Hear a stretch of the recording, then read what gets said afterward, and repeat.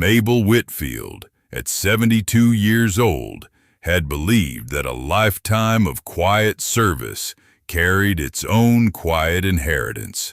She had given 47 years to a single pedal organ in a single small church in East Tennessee, 47 years of Sunday mornings and Wednesday nights, and funeral dirges and wedding marches played for neighbors whose grandchildren she had watched rise up from the cradle roll. She had given 44 years to her husband Elwin Whitfield, who had worked as the part-time caretaker of another old church, a boarded-up chapel at the far end of Copper Hollow Road.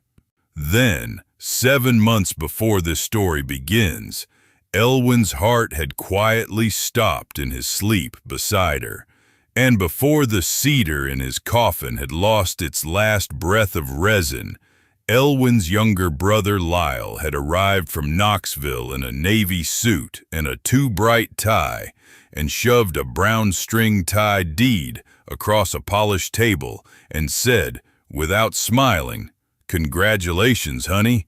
You got the church. Nobody wants a condemned chapel."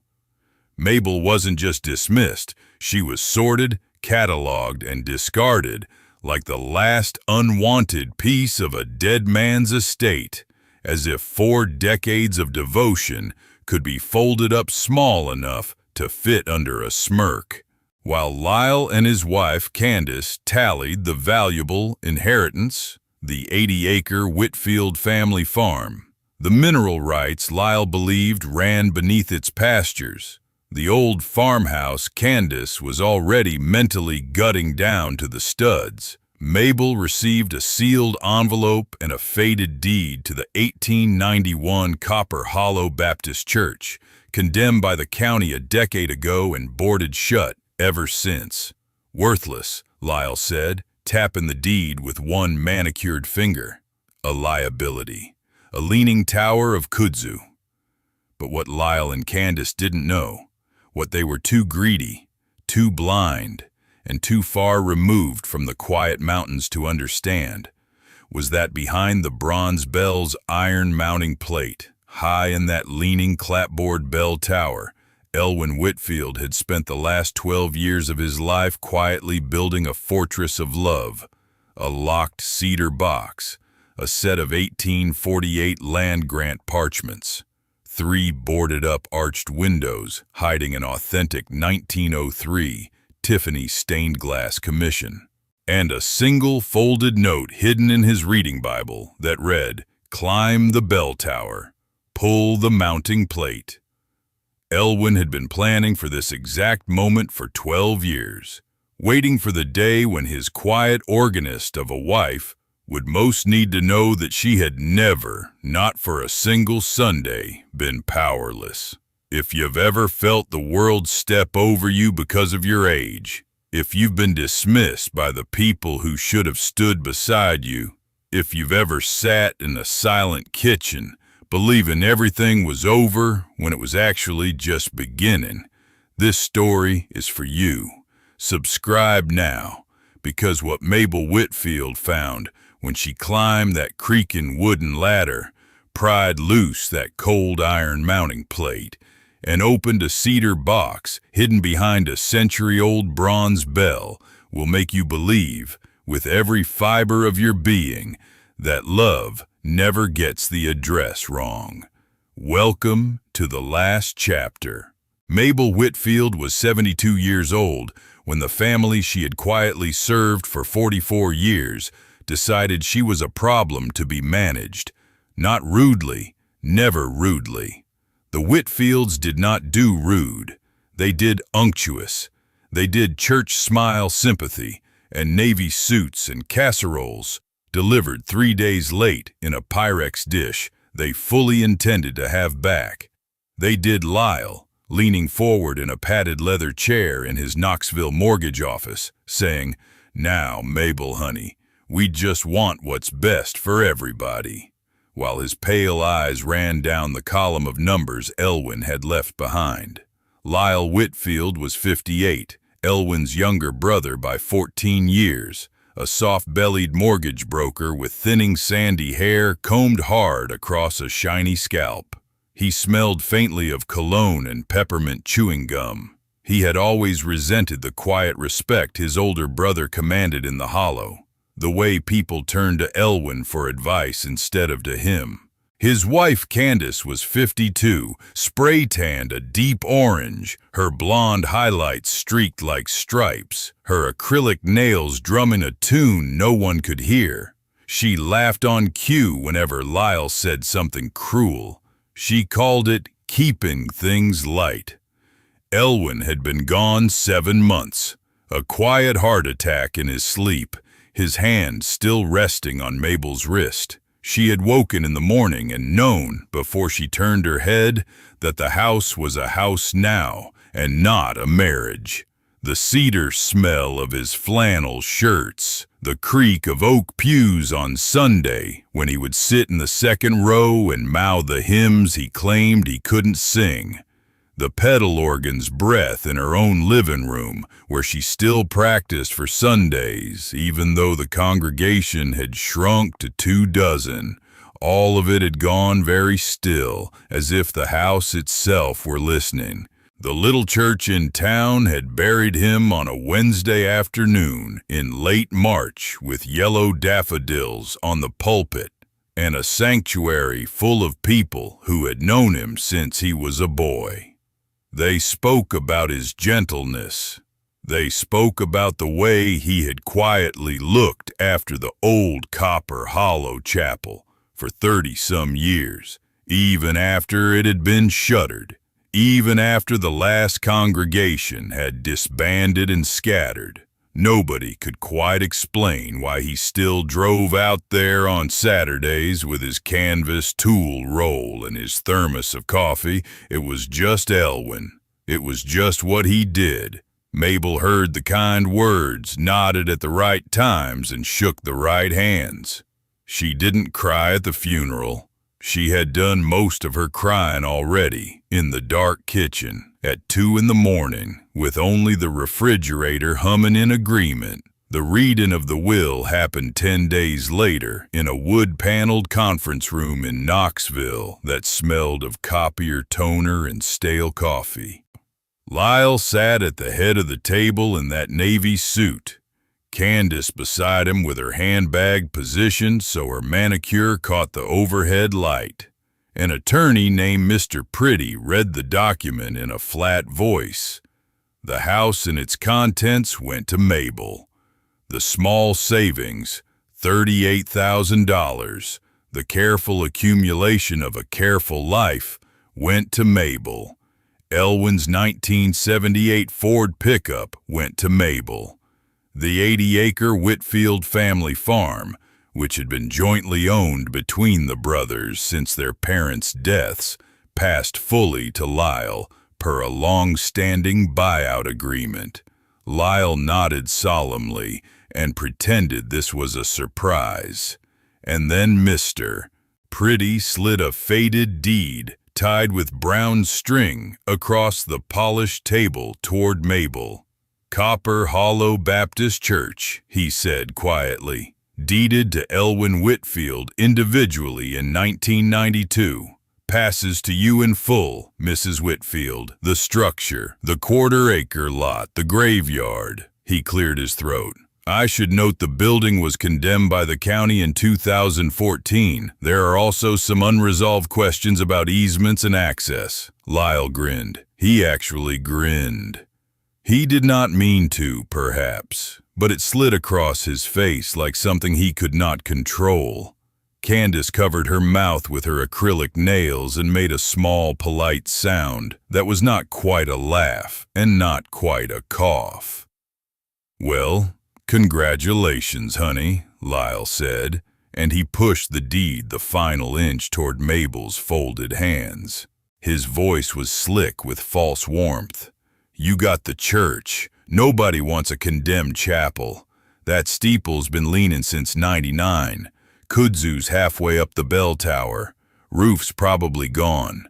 County'll come after you for the demolition bill eventually, but hey, he spread his hands magnanimously. A brother's brother looks out for family. You just call me when you're ready to deal with it. I'll find you a dozer." Candace laughed softly behind her hand. Mabel folded her slender fingers around the brown string of the deed and did not answer. The thin gold wedding band on her ring finger, worn smooth by 44 years of pressing piano keys, caught the cold overhead light. She looked at Lyle the way she had once looked at a boy in the third row of her Wednesday night children's choir who was trying to steal a hymnal. She did not need to say anything. She simply held his eyes. Lyle coughed and glanced away. Mabel drove home to the small cream clapboard house she and Elwin had shared for 41 of their 44 years. She made a pot of black tea because the cold of the law office was still in her bones. She sat at the small pine kitchen table with its chip on the corner where Elwin had once dropped a cast-iron skillet in 1987 and laughed so hard he had to lean against the counter. And she untied the brown string around the faded deed and read it. Property bounded by the following coordinates: 39.4% of the original grant. All structures thereon. She understood none of it. The deed was a document written for men with navy suits, not for a woman who had spent her adult life between the church organ bench and the kitchen sink. She folded it again and tucked it into the top drawer of Elwin's old roll-top desk, the same drawer where he had kept receipts and warranty cards and a small brass key she had never known the use of. What Mabel did not know yet was that the brass key tucked beside the deed in that drawer had been waiting for her for 12 years. For 4 weeks after the will reading, she did very little. She cooked for one, which was a skill she had never fully acquired. She knelt in her small back garden and turned the last of the autumn soil. She answered the phone when her daughter called from Atlanta, and she said the careful sentences grieving widows are expected to say. "I am managing, sweetheart. Yes, I am eating. Yes, I am sleeping. Yes, I am taking my walks." She did not say, "The house has a different weight now." She did not say, "The silence has texture." She did not say, "I do not know who I am without him beside me." She kept returning to Elwin's reading Bible. It sat on the bedside table where he had left it. A worn black leather volume softened by the pressure of his big hands. Its ribbon bookmark tucked permanently at Psalm 121. Every evening before bed, she would hold it in her lap. She could not read it. Her eyes blurred every time she tried, but she could feel the shape of his hand, still pressed into the leather. She could smell the cedar of his closet on its pages. It was, for those 4 weeks, the closest thing she had to his voice. Meanwhile, out across the county line, Lyle and Candace were already at work on the farm. Mabel heard about it the way one hears about such things in small Appalachian towns. From the woman at the post office, from the woman at the grocery counter, from the widow Hattie across the road who missed nothing. Lyle had hired a surveyor. Candace had hired a designer. They had already torn out Elwin's mother's rose hedge to make room for a guest parking pad.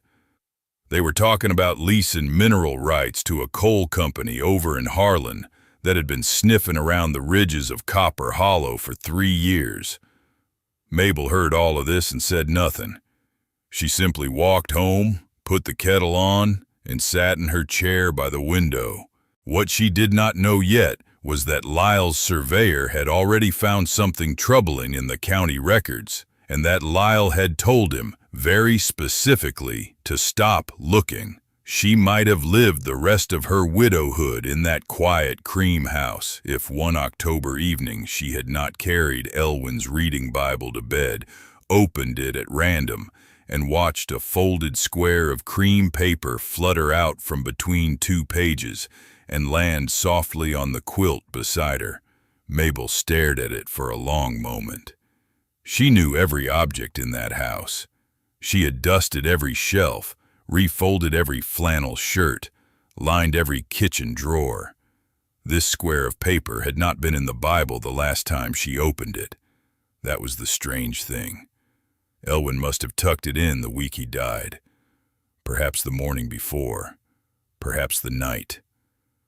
She picked it up with hands that had begun, very faintly, to tremble. The note was short. It was in Elwin's careful square handwriting, the same handwriting that had signed 44 anniversary cards and written 44 birthday messages, and once, in 1987, written her a single word, forgiven, on a napkin in a roadside diner when she had been too proud to say she was sorry. It said, "Climb the bell tower, pull the mounting plate." That was all. No signature, no explanation. Just 7 words in his careful hand, and beneath them, in a slightly different ink, a small drawing of a tiny iron latch, like an invitation marked in a child's treasure map. Mabel sat very still in the bed that had held her through 41 years of marriage. Outside, a distant crow called across the autumn mountains. Somewhere down the road, a truck ground its gears. In her palm, her husband's voice waited in 7 words. She did not sleep that night. She sat at the kitchen table until dawn, the note flat on the pine wood, turning her thin gold wedding band slowly around her finger. By the time the sun rose over the ridges, she had made 3 decisions. She would not tell Lyle. She would not tell her daughter. And she would drive to Copper Hollow that afternoon. What Mabel did not know yet was that Elwin had spent the last 12 years of his life preparing a homecoming for her, and that the first piece of it was waiting for her beneath 17 feet of leaning clapboard and kudzu. She packed the medium-sized brown leather suitcase with brass clasps that she and Elwin had bought together on a trip to Gatlinburg in 1979. She was not planning to stay, she told herself this firmly, but some instinct made her pack it anyway. A change of clothes, a flashlight, a small metal thermos of black tea, the reading Bible, the folded note, a short iron crowbar Elwin had kept in the garage since their first house, and the small brass key from the top drawer of the roll-top desk, which now, she suspected, belonged to a latch somewhere in that old chapel. The drive to Copper Hollow took 40 minutes on a winding 2-lane road that climbed slowly out of the valley and into the hills.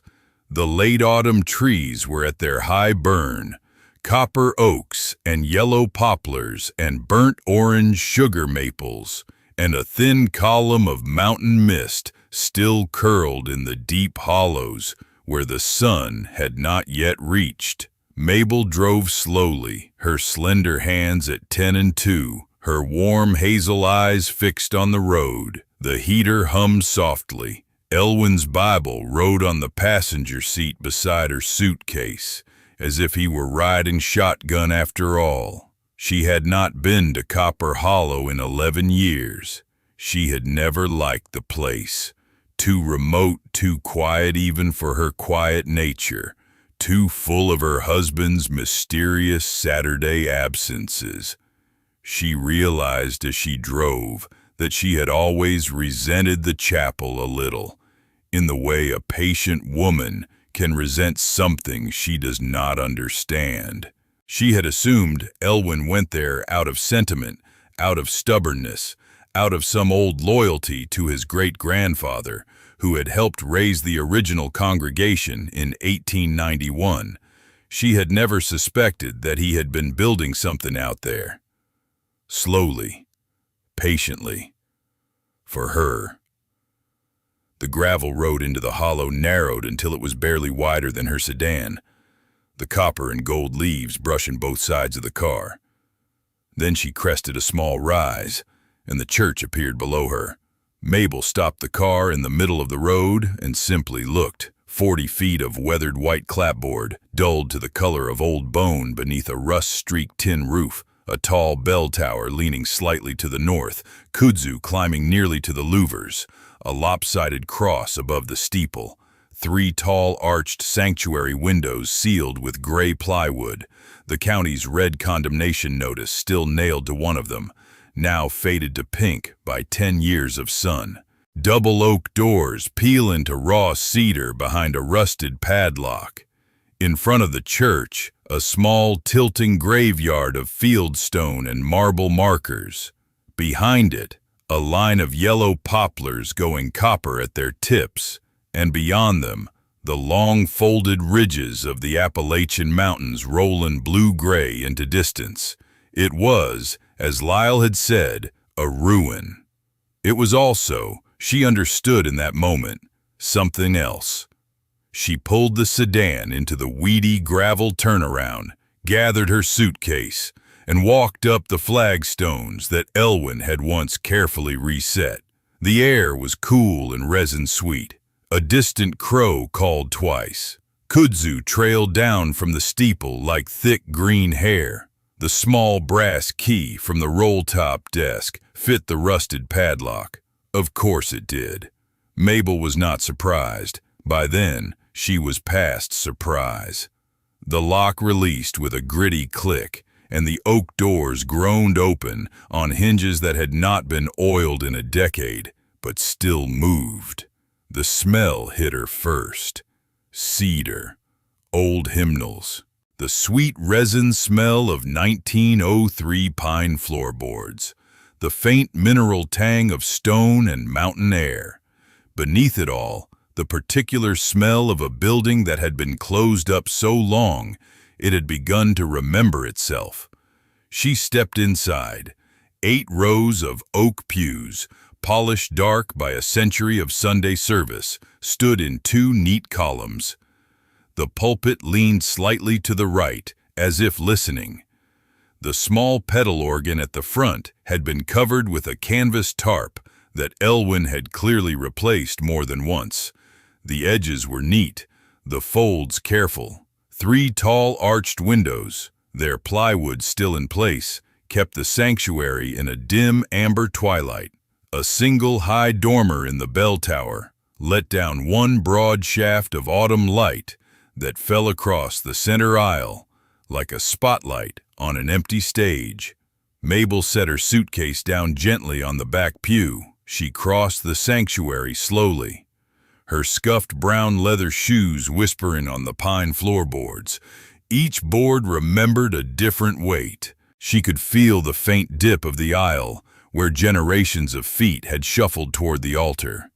She could feel, beneath her soles, the places where Elwin must have stood, year after year, in this empty room, listening to something only he could hear. She lifted the canvas tarp from the pedal organ. The ivory keys beneath were yellowed like old teeth but intact. She pressed middle C with one slender finger. Nothing. The bellows were long dead, but she could feel through her fingertip the shape of a note that had once been. She did not cry then. Mabel had done most of her crying in March.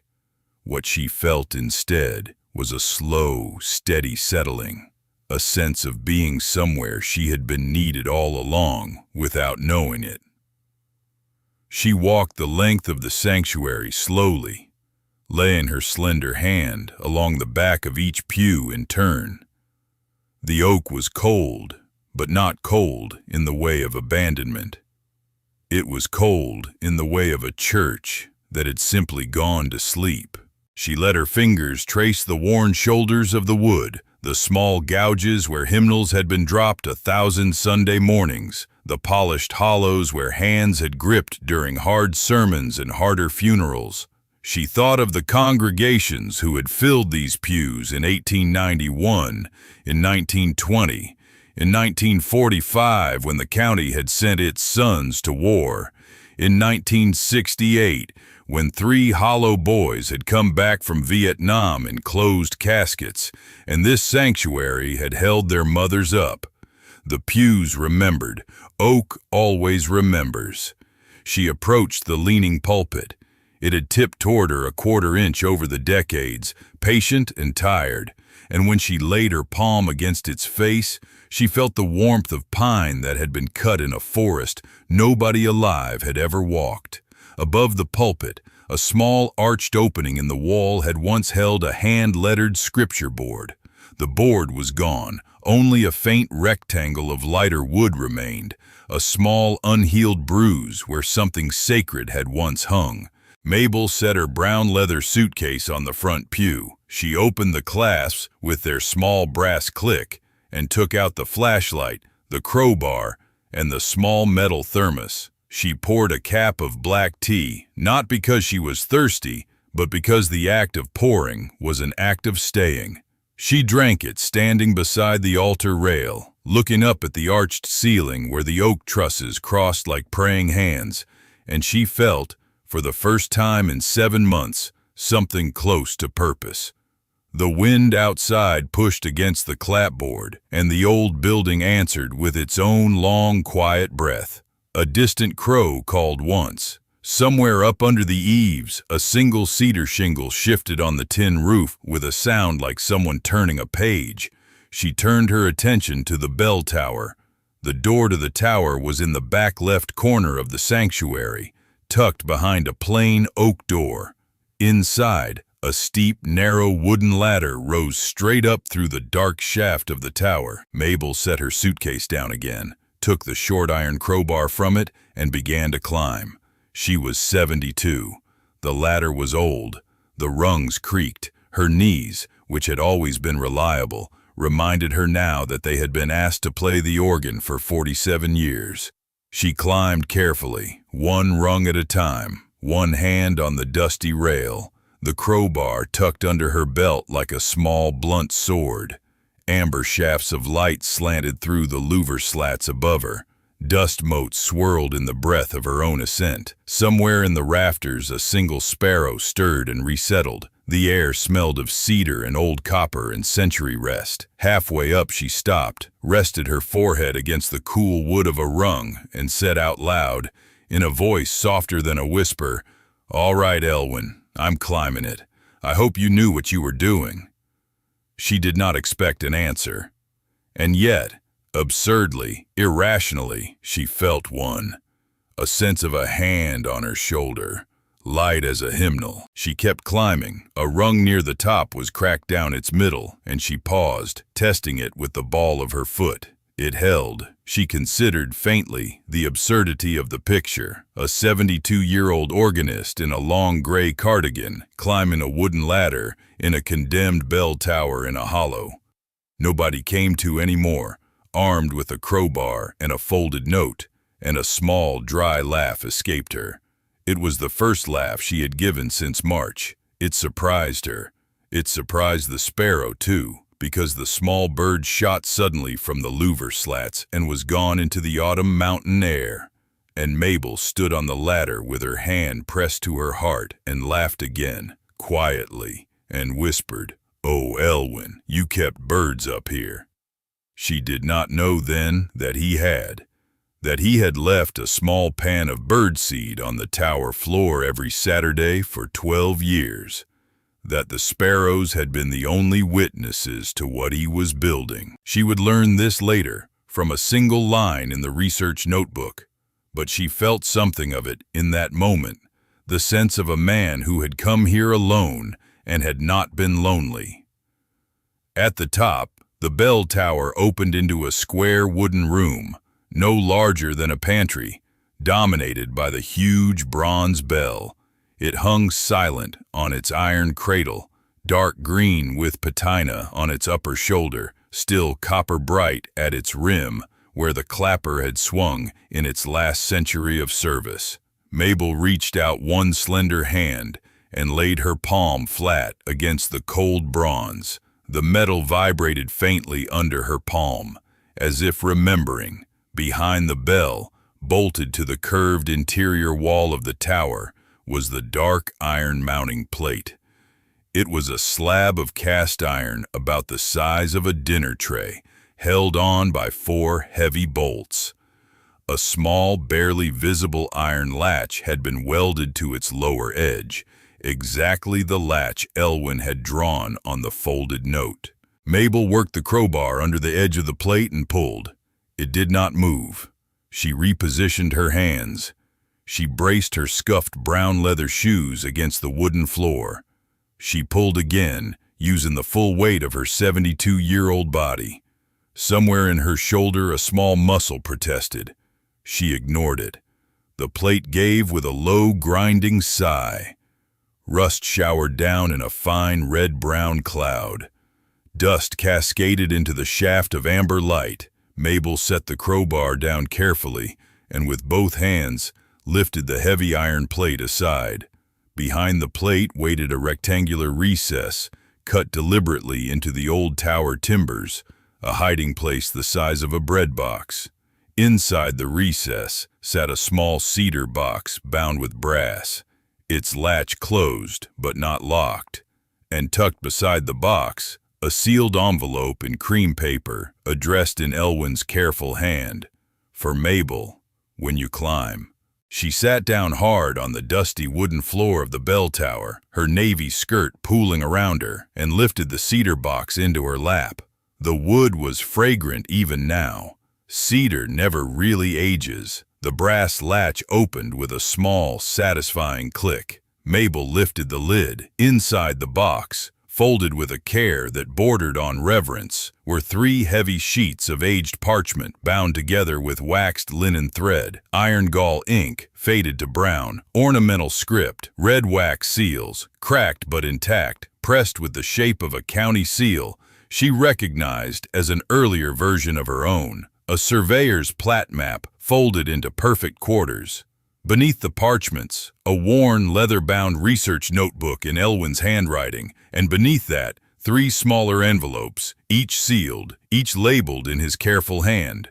1, 2, 3. Mabel's hands were no longer trembling. They were very, very still. She unfolded the topmost parchment carefully. The date at its head read August 14th, 1848. Below the date, in the formal language of the antebellum courts, the document deeded 340 acres of the upper Copper Hollow, a rough polygon stretching from the North Ridge to the South Creek, from the East Spring to the west line of the old Shiloh Trace, to the trustees of Copper Hollow Baptist Church, in perpetuity, for the use and benefit of the congregation and the community thereto, this grant to descend with the church. 340 acres, perpetuity, to descend with the church. Mabel's eyes moved to the plat map. She knew the old Whitfield family farm well. She had walked its ridges with Elwin on Sunday afternoons for 4 decades. She knew the shape of its boundary, the way a woman knows the shape of her own kitchen. She traced the line now with the tip of her slender finger, on the 1848 surveyor's plat. The Whitfield family farm, all 80 acres of it, sat squarely inside the 340-acre church grant. She sat very, very still. It is not true, she would say later, that her first thought was of Lyle. Her first thought was of Elwin. Her second thought was of Elwin. Her third and fourth thoughts were of Elwin. Only somewhere around her 5th thought did the dawning geometry of what she was holding begin to reach the edge of her grief. She opened the research notebook. Inside, in Elwin's careful square hand, were 12 years of research. She understood, flipping through it slowly, what he had done. He had started in 2012, the year after the county had condemned the chapel. He had begun quietly in the evenings, in an office she had never visited above the feed store, digging into deed records at the courthouse. He had traced the 1848 grant forward through every assignment and every error. He had discovered, somewhere around 2017, that the original grant had never been properly severed, that when the church was built in 1891 on the footprint of the old meeting ground, its deed had inherited the full 340 acres, that subsequent family sales of portions of the land, including the one that had created the Whitfield farm in 1923, had been technically unauthorized because the trustees of the church had never filed the dissolutions properly. He had consulted an attorney in Knoxville. He had consulted a second attorney in Nashville. He had photocopied relevant statutes. He had written, in the final pages of the notebook, a single sentence, underlined twice. The church still owns it all. Mabel must know. Beside that sentence, a note. And the windows. Do not let Lyle near the windows. Mabel turned the page. A separate section of the notebook, marked Sanctuary Windows, began with a small sepia photograph pasted onto the page. The 3 tall arched windows of the chapel, taken in 1904, blazing with colored light, cobalt and ruby and emerald and amber, their surface unmistakably the deep layered glass of a Tiffany Studios commission. Beneath the photograph, in Elwin's careful hand, grandfather commissioned them from Tiffany Studios in 1903 in memory of mother. They are signed, they are numbered, they are authentic. They have been boarded since 1989 to protect them. Lyle knows they exist. Lyle does not know what they are worth. I do. The following page held a letter from a Sotheby's decorative arts specialist in New York, dated 2019, confirming the authentication and offering a preliminary appraisal of $4.7 million. $4.7 million. For a moment the bell tower was very quiet. Mabel did not react to the number the way a person is supposed to react to a number. She did not gasp. She did not cover her mouth. Numbers, after 47 years of playing for a congregation that paid her $25 a Sunday, had never impressed her much. What she felt instead was a sudden deep ache in her chest, as if someone had reached between her ribs and taken careful hold of her heart. $4.7 million wasn't what the windows were. $4.7 million was only what other people would pay for what Elwin had protected. The windows themselves were something older than money. The windows were her husband's grandfather, kneeling in a New York studio in 1903, commissioning a memorial for his own mother. The windows were a Sunday in 1904 when the first light came through them, and a small country congregation of farmers and mill hands and lumber camp widows had wept without understanding why. The windows were Elwin's small boy eyes, staring up through colored light on a July morning in 1961. The windows were every baptism, every wedding, every tiny casket that had passed beneath them before 1989. The windows were what her husband had refused to let Lyle sell in 2011, refused to let Lyle sell in 2016, refused to let Lyle sell the month before he died.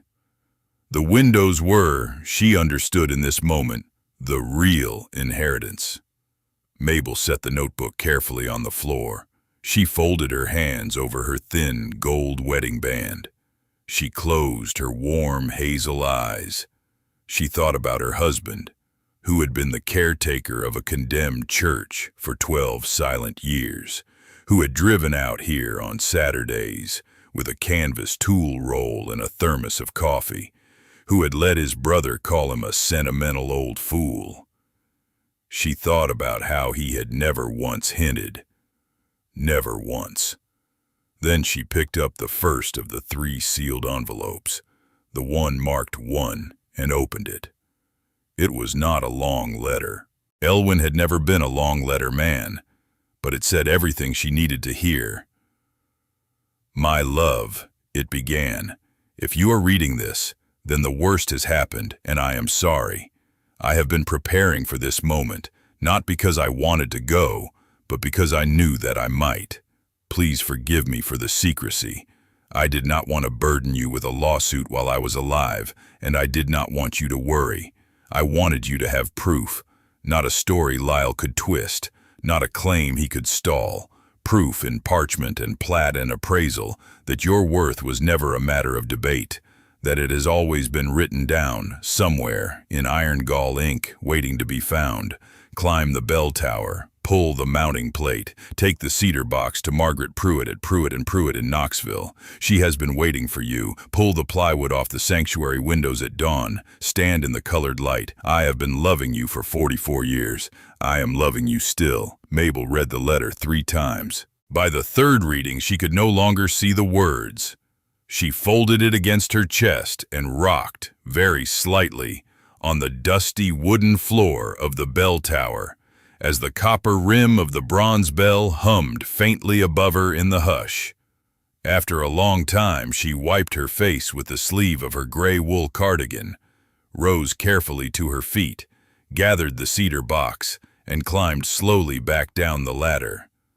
She spent the night in the keeper's pew at the back of the sanctuary, wrapped in her cardigan, the cedar box against her chest.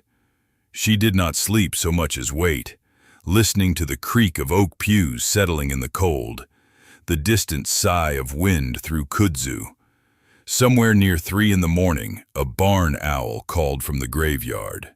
Somewhere around 4, Mabel smiled for the first time in 7 months. She opened the second of the 3 sealed envelopes, the one marked 2, by the narrow beam of her flashlight.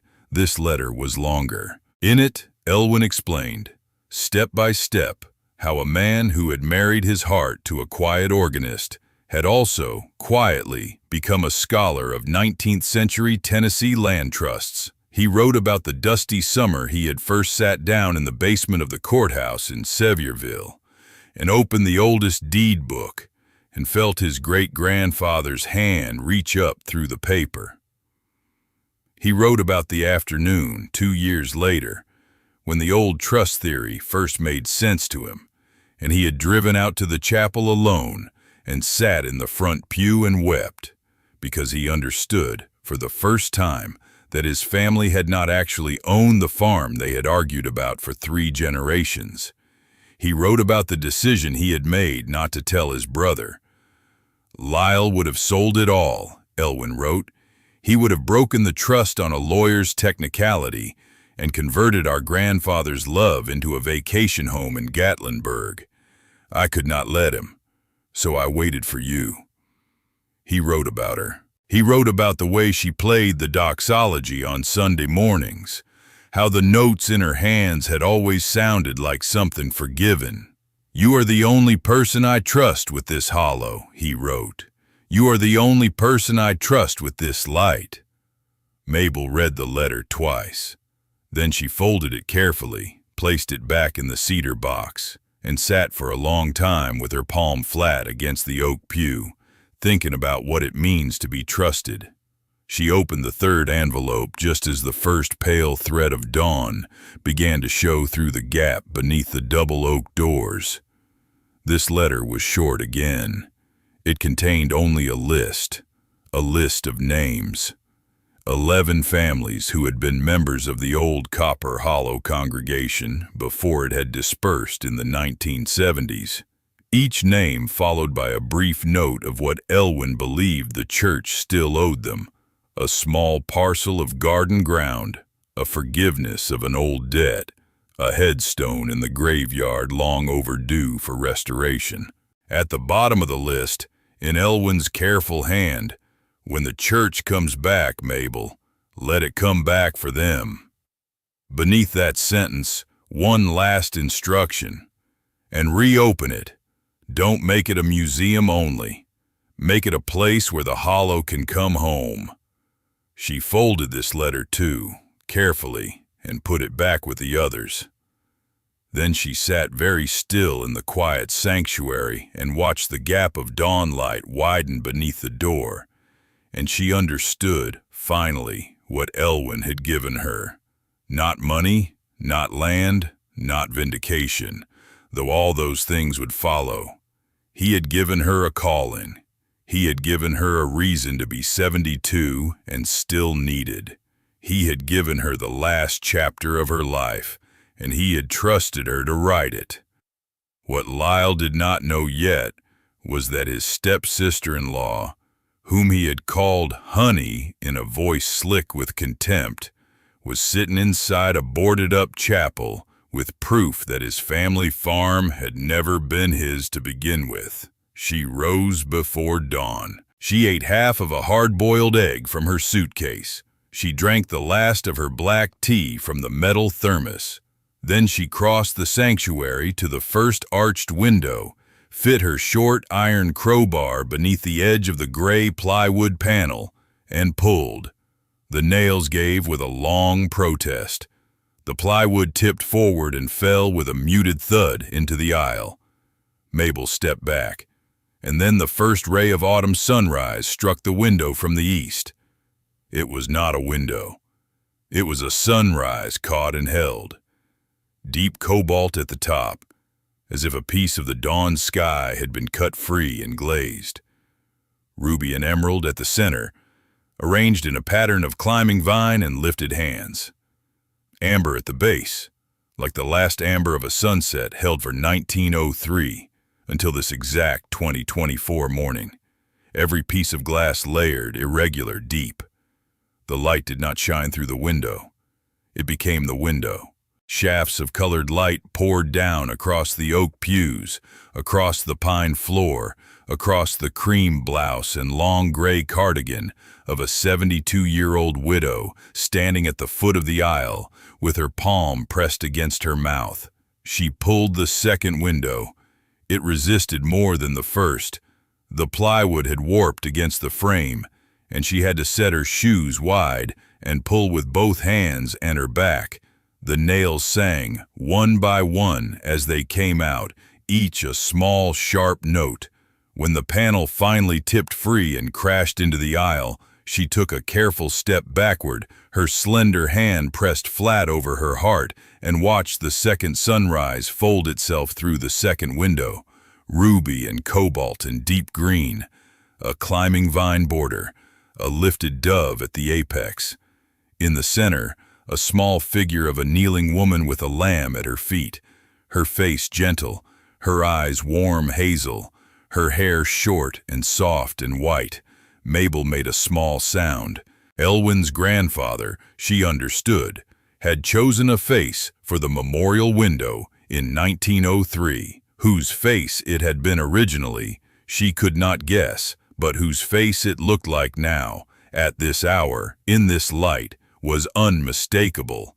The artisans at Tiffany Studios had given the glass an honesty that crossed a century and a half to find her. Her knees buckled slightly. She sat down on the oak pew. She stared at the kneeling woman in the window, and she said very softly, "Oh, Elwin." And the third. The sanctuary caught fire with color. Jewels of cobalt and ruby and emerald and amber swam across the floorboards, climbed the leaning pulpit, pooled on the dark oak of the pews.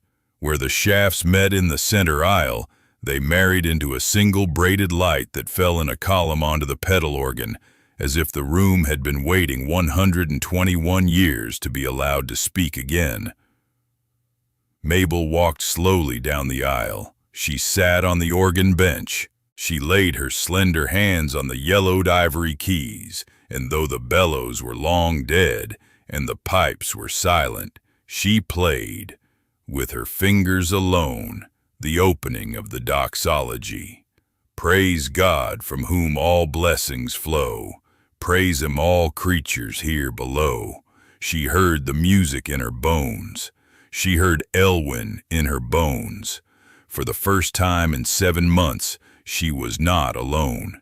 2 weeks later, Mabel Whitfield walked into the Knoxville law office of Pruitt & Pruitt, carrying a medium-sized brown leather suitcase with brass clasps.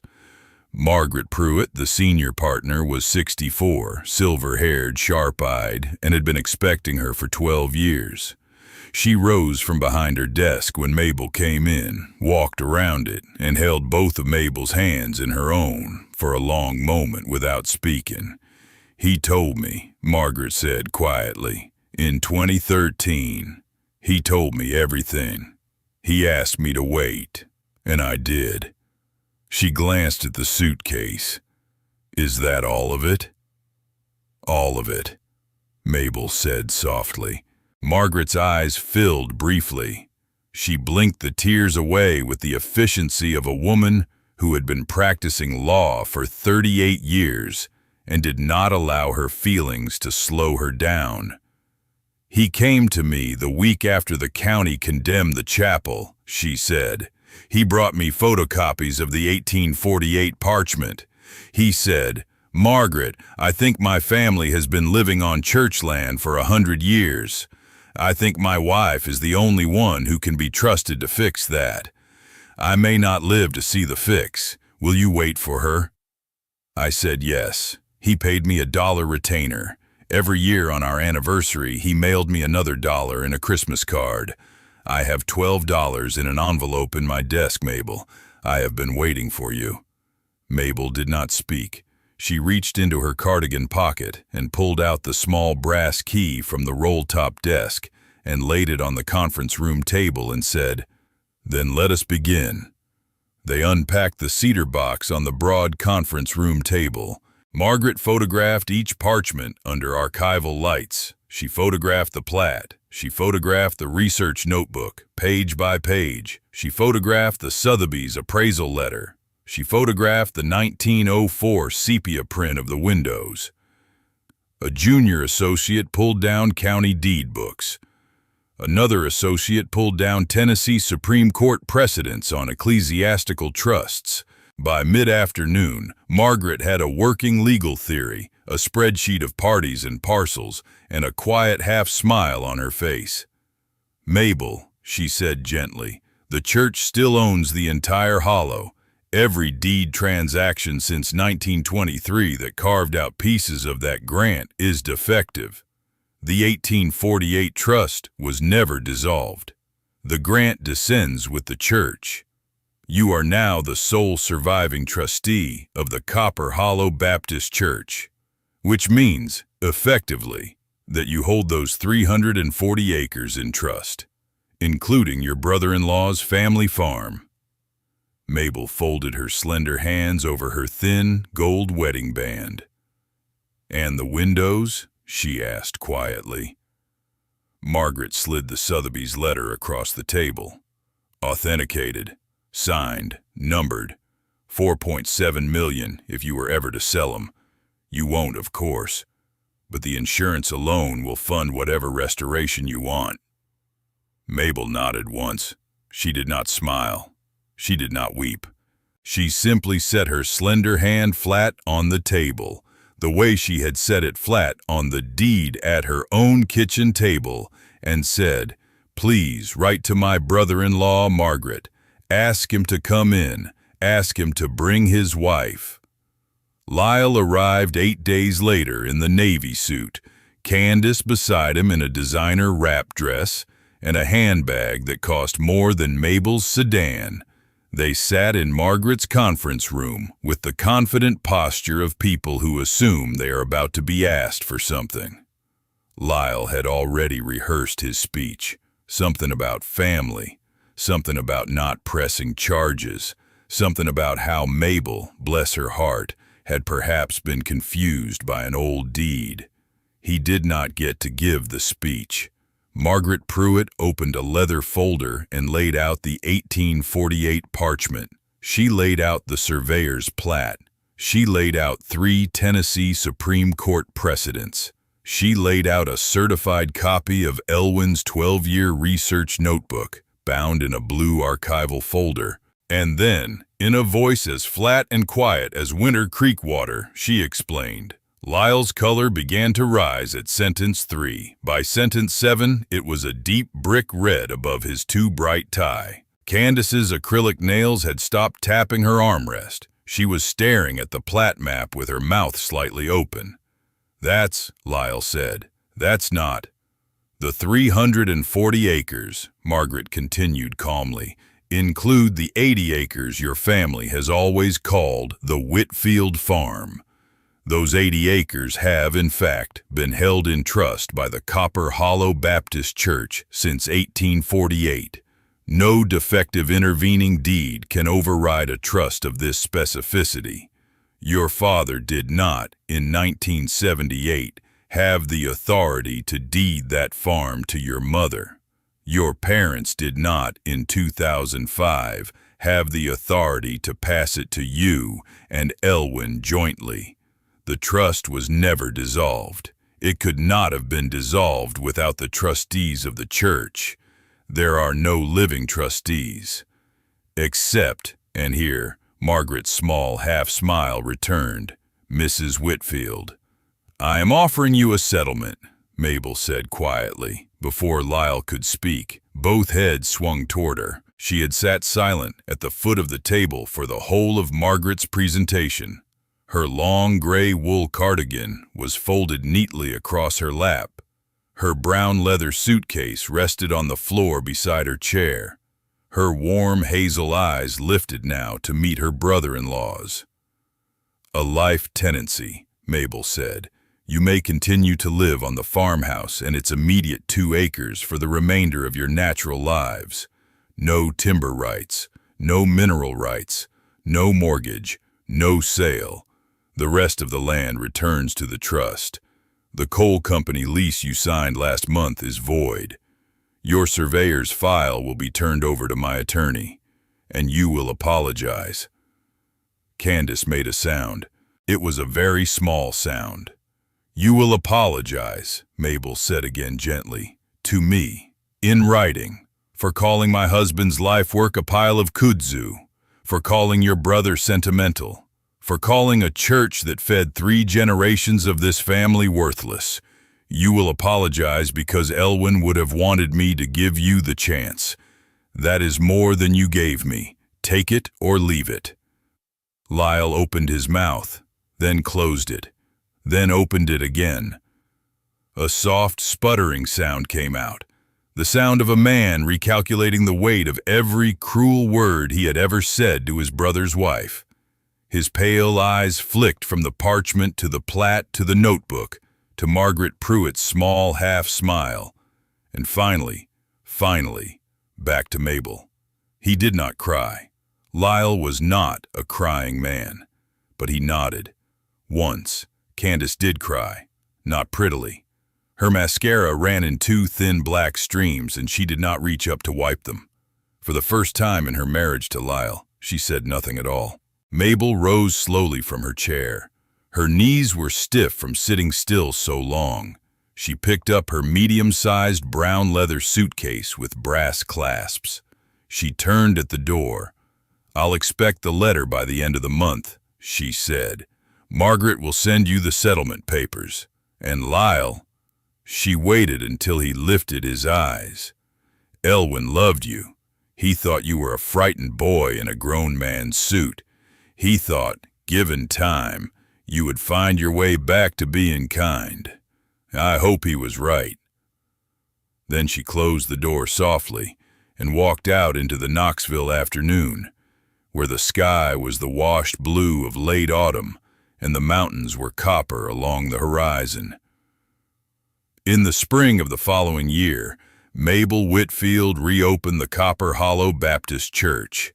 The restoration had taken 5 months, and every penny of the Sotheby's insurance rider, plus a matching grant from the Tennessee Historical Commission. Local craftsmen had straightened the steeple and rehung the lopsided cross. A master carpenter from over in Greene County had repaired the bell tower timbers where the kudzu had finally lost its grip. The tin roof was replaced with hand-tinned plates the color of old silver. The pine floorboards were sanded and oiled until they gave off their old resin-sweet breath. The pedal organ was shipped to a restorer in Kentucky and came back with its bellows rebuilt and its ivory keys polished. And the 3 tall arched Tiffany windows were taken out one at a time, cleaned by a conservator in Nashville, re-leaded, and set back into their own frames unboarded, unashamed, blazing with color for the first time in 35 years. On the first Sunday in May, Mabel opened the double oak doors, newly painted cream and trimmed in quiet black, and welcomed 342 people. They came from every hollow and holler in 3 counties. They came from Knoxville and from Nashville. They came from as far as Atlanta, where her daughter drove up with 2 grandchildren in Sunday clothes. They came because word had traveled, as word always travels in Appalachia, that something small had become something wondrous. Mabel did not preach. Mabel had never preached. She played the organ. She played the doxology first, then Amazing Grace, then a setting of Psalm 121 that she had written herself in Elwin's margins in the weeks after his death. I will lift up mine eyes unto the hills, from whence cometh my help. The bellows breathed, the pipes sang, the colored light fell through the Tiffany windows and made a moving mosaic across the congregation's faces. A boy of 8 in the 3rd row pressed his hand into a pool of ruby on his corduroy pants and watched, astonished, as his skin turned red and then gold and then green as the sun crossed the arch. On a small brass plaque beside the front doors, the inscription read, Copper Hollow Baptist Chapel and Community Museum, established 1891, restored 2025. In memory of Elwin Whitfield, caretaker and husband, who never gave up on either his church or his wife. Lyle sat in the back row. His navy suit had been replaced by a plain gray one. Candace sat beside him. Her handbag was smaller. Her acrylic nails were gone, replaced by her real ones, clipped short. They did not speak to anyone, but when the doxology came around, Lyle stood. He mouthed the words. He did not sing. Whitfield men had never been able to sing, but he mouthed the words in the 2nd row of his brother's resurrected sanctuary, and Mabel, at the organ, saw him do it and nodded once across the aisle and played a little softer so that he could hear himself. The hollow, once worth nothing, was worth everything.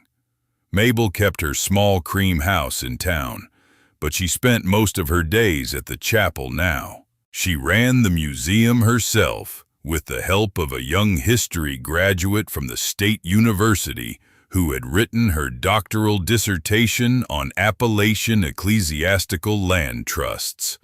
The museum held Elwin's research notebook under archival glass. It held the 1848 parchments.